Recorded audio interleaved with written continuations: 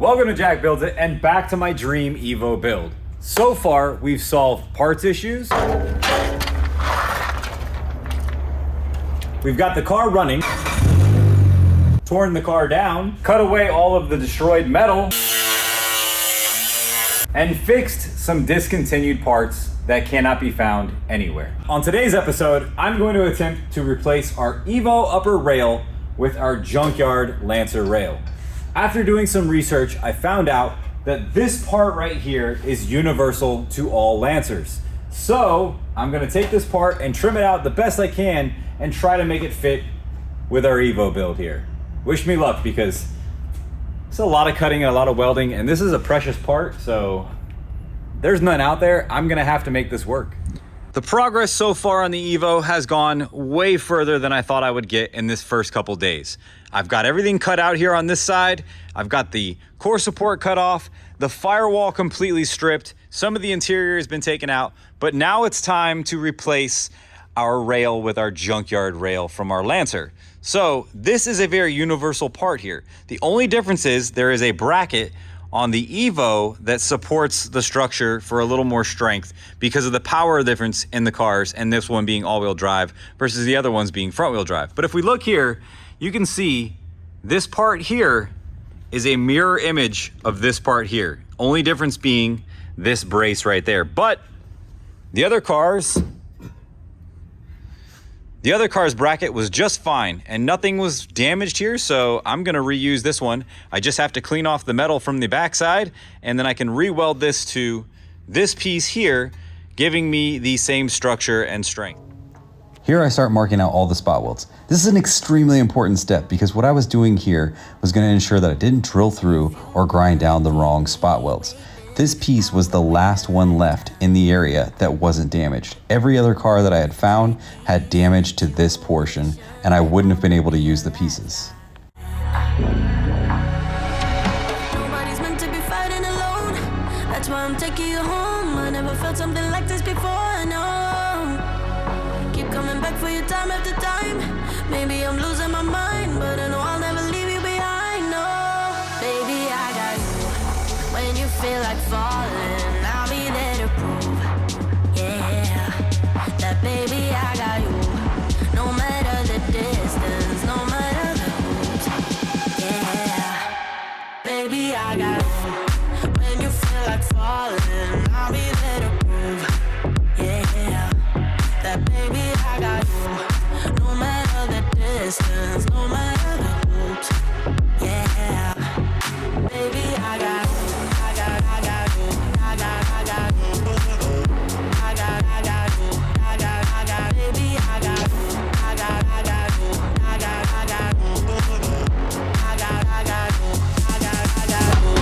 After all that fitting and trimming and yeah, lots of cutting of metal, not fun.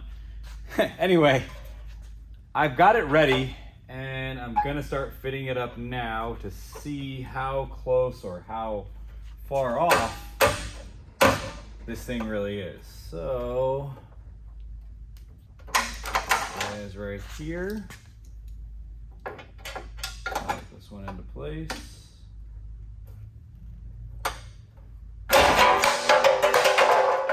Not fun. So this is still a little back, so I have to pull this forward a little more. I can tell by the marks. Let me show you why I can tell here. So you look in the front here, it's off. So that means it's down and in just a little bit on this panel. So I need to get that out a little bit more. But if you look at the back here, the back is butted up as tight as it can be and right in the same spot. Okay, so I've got the gentle persuasion tool out, and I'm going to make this come forward with a few light blows to the apron panel here. So check this out. Let's see if this works first, but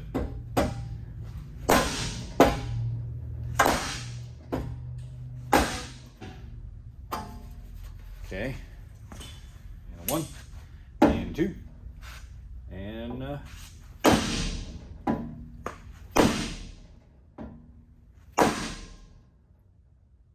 I think that's good enough.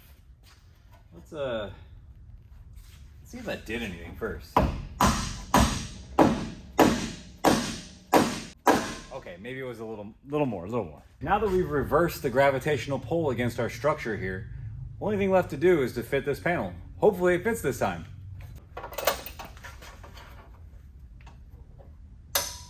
Okay, that's one clamp. That's two clamps. Okay, and I have my tram gauge here, and I'm ready to measure the distances across so that I know that this is actually square. Why you measure across is because it's going to be the identical measurement like this, giving you a perfect square, hence the meaning my frame is square. I have this set up for this bolt to this bolt here. This is not moved from the last time I touched it. So this is spot on, stoked, and spot on, dude. Hell yeah. Next step for me is making sure I can get this panel to move just a little bit. And let me show you what I'm talking about, because this is gonna drive me crazy if I don't get it perfect. So if we come over here, everything looks good. These all line up, but you can see here, it's just a little bit off. That is about, not even a quarter of an inch, but I know I can get it to move. There's a little bit of more movement that I can get in this. It's really not gonna affect anything. Everything that bolts there will bolt right up. It's not gonna be anything that's gonna have to line up perfectly, because the only thing I need to line up perfectly are these bolt holes here for my fender. My hood is adjustable, my fender is adjustable. There's a lot of movement in these cars. Now I get the task of hating myself because I am a perfectionist and I want this to be right. So I'm gonna spend the next probably 45 minutes to an hour trying to straighten that out. Hopefully it just, it goes right into place. It's just gonna go right into place. But that never happens, so I'll be over here for about 45 minutes to an hour. Just a little sneak peek of what it's gonna look like. Like I said, I'm a visionary and I am so stoked right now. This is freaking awesome. I am so happy right now. Like, this came together so nicely. I didn't know what I was gonna get. I didn't know that the car would be good. I didn't know that it wouldn't have a lot of rust. It's got some rust. It's not terrible, but it's got some. But man, I'm speechless right now. I can't wait to drive this car.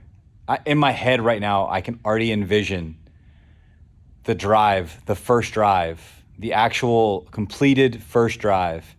And I can't wait to show you guys that, but take a look at that, man. Hell yeah, dude. Look at this. Lines up perfectly. We saved the panel. That's the new panel. That's the new core support. Got the strut, well, not strut brace, the front brace, I guess you call those, but intercooler mocked up just for looks. Yeah. I'm stoked. So far, we've gotten the engine out and we've cut off all the bad parts, especially in this area here, where I was able to get Derek to help me fix this panel here. There's a lot of stuff going on that needs to be addressed. Number one, I need to clean up all this rust and find out how bad it is in certain areas. I do know I need to replace some metal here and some metal here where there's actually a rust hole right here. There's a bracket on the backside, and the backside holds water. So I'm gonna clean that up, get as much of the rust repaired in there as I can, and then I'm gonna neutralize that rust with some acid. So let's get started. There's a lot of work to do. Let's do this.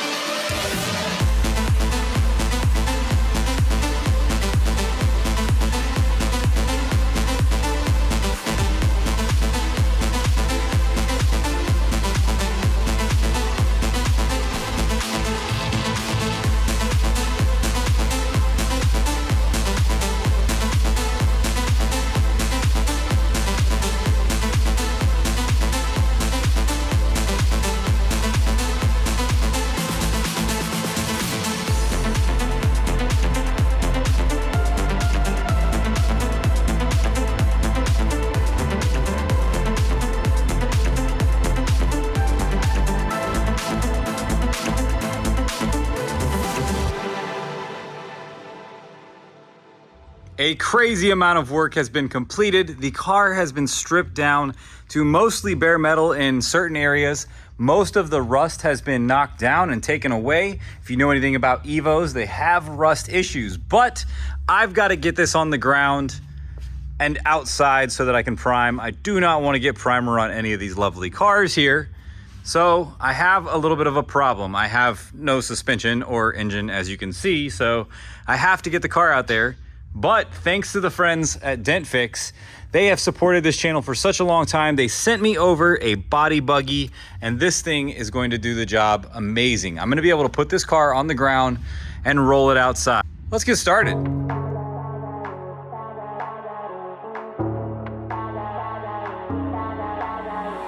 If you would keep me waiting, I would wait a lifetime. In tricky situations, I will be a lifeline. Nobody's meant to be fighting alone. That's why I'm taking you home. I never felt something like this before, I know. Keep coming back for you time after time. Maybe I'm losing my mind, but I know I'll never leave you behind, no. Well, that escalated quickly. The doors are off. The reason I have them off is because I want to epoxy this whole front end. So what I mean by epoxy is I'm going to use an epoxy primer. Epoxy primer is a closed primer that will not allow any moisture or anything like that to get in there. So you may have heard of 2K primer, like a primer surfacer or a primer sealer. Primer surfacer and primer sealer are an open primer. So what that does is it allows contaminants to get inside of the primer. But what I'm gonna do with this will be better than factory, and it will prevent any of the rust from ever coming back. So let's get started, because this is a lot of work. I have gone way overboard already with this, and I don't care because I love this car and I'm super stoked about it, and it's gonna be one of the nicest Evos around. When you feel like falling, I'll be there to prove, yeah, that baby I got you. No matter the distance, no matter the hoops, yeah, baby I got you. When you feel like falling, I'll be there to prove, yeah, that baby I got you. No matter the distance, no matter the hoops, yeah, baby I got you.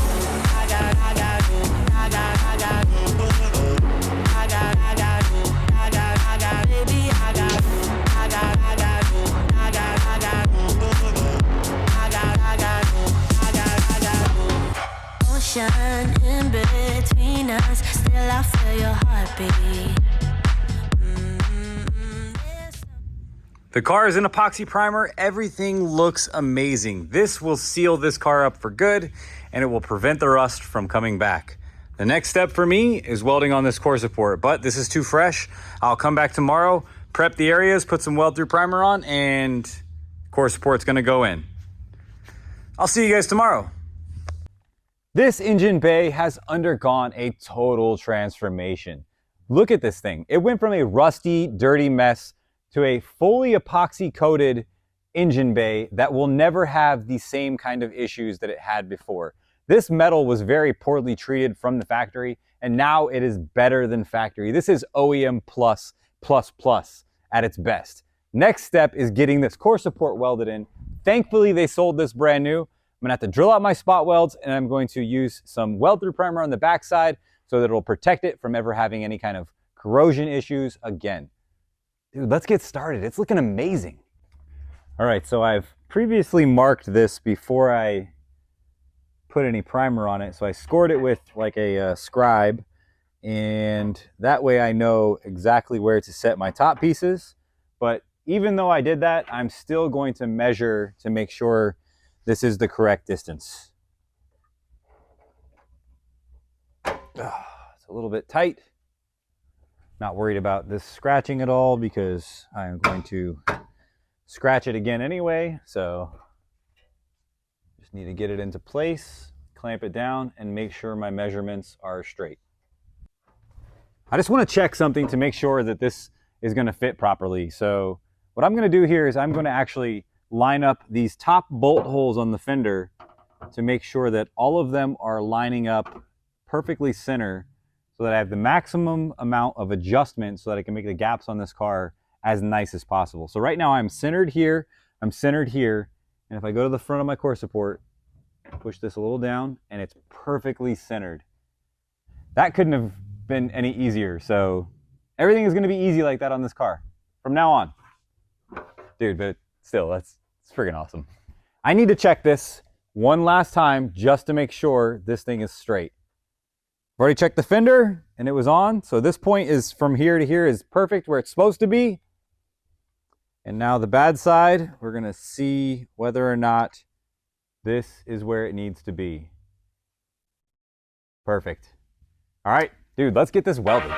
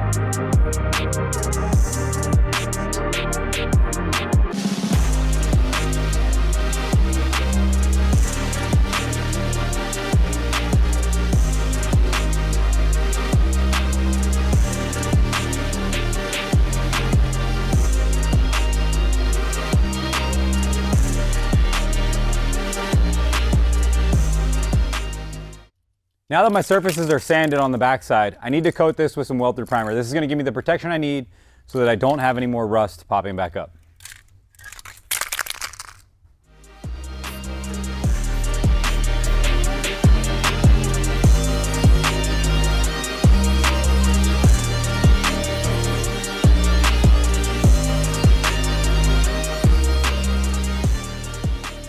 So it's been about 15 minutes. This stuff is supposed to sit for about 15 minutes to cure, so it's ready to go. Let's put this thing on. I don't know what to do with my hands. Now everything is in place. Everything is sitting nicely on the car. I don't see any spots where it looks like it's wanting to pull away, which is great because that means that the frame is straight. I'm gonna go ahead and clamp everything in place, pull that tram gauge back out, measure it up. Once everything is measured, there's nothing left to do other than weld. And then once we're done welding,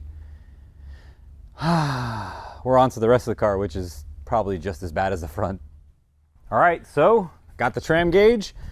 Nothing has moved on this. I've left it in the exact same spot from the last time we measured. In the hole, perfect, lines up. All right, that means that side is good to go. And perfect. Let's weld.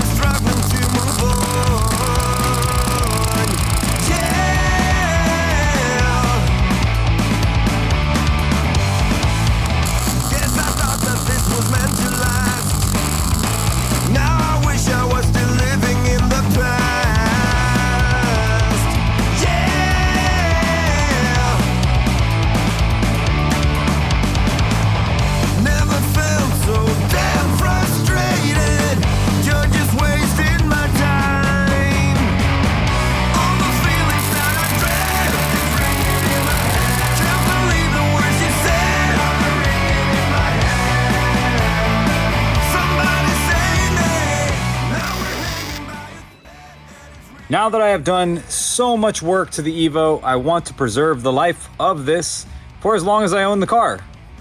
That's why I got this stuff here. This is an internal frame coating. It apparently converts, encapsulates, and seals the rust on the internal frame.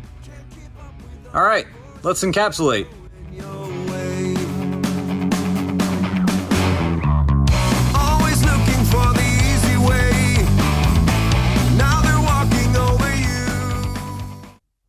The radiator support is welded on and in place. Everything is good to go now. The next step for me is cleaning all these welds up and putting some primer down. But let me show you guys how good these welds came out. I am really happy with the way that these came out.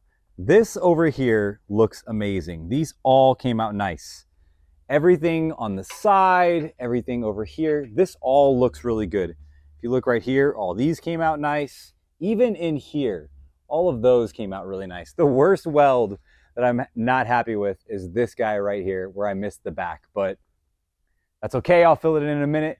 Thank you guys so much for watching. If you like the Evo content, give this video a thumbs up, subscribe to the channel, and I'll have more stuff coming very soon. Thank you guys again, and I'll see you next time.